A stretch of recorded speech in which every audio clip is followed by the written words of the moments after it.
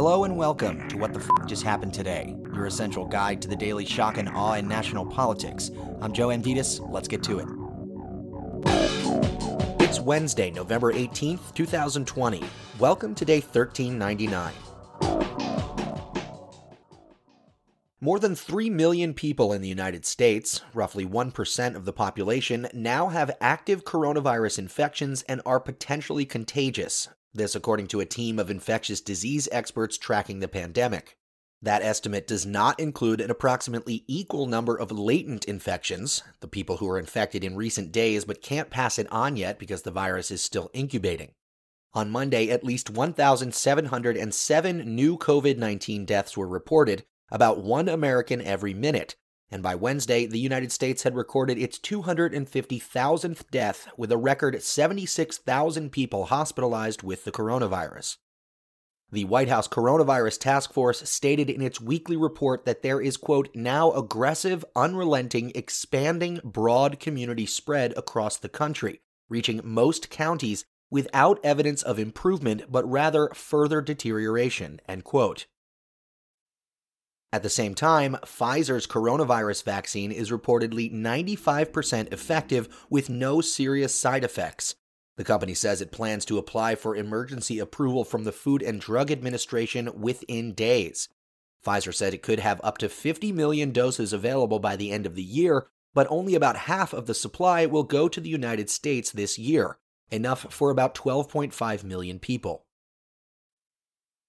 Moving on, Trump fired the Department of Homeland Security director who repeatedly refuted his baseless claims of voter fraud.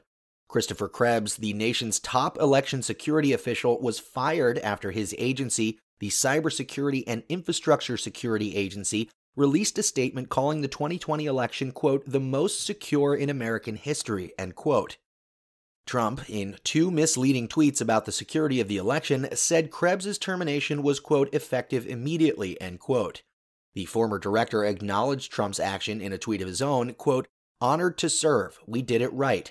Defend today, secure tomorrow, end quote. Adam Schiff, chairman of the House Intelligence Committee, called the move pathetic and predictable from a president who views truth as his enemy. Meanwhile, the Trump campaign formally asked election authorities in Wisconsin to conduct a recount in 2 counties.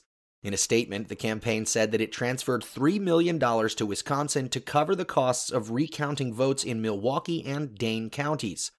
Biden received 577,455 votes in the 2 counties, compared with the 213,157 for Trump.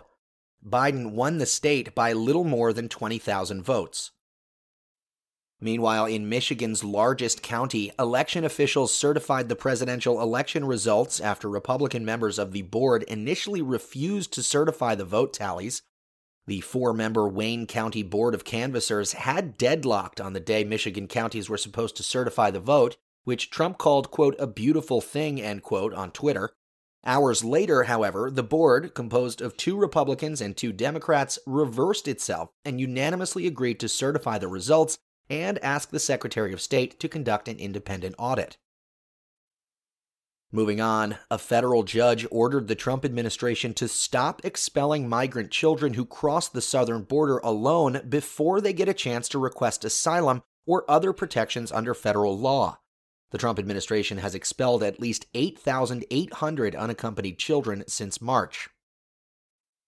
And finally, White House Chief of Staff Mark Meadows says he can't guarantee that lawmakers will reach a deal to avert a mid-December shutdown. Congress and the White House have until December 11th to approve new spending legislation to prevent the federal government from shutting down. That's all for now. You can find the links and sources for all of these stories on the main website. And as always, visit whatthefjusthappenedtoday.com for the latest news and headlines.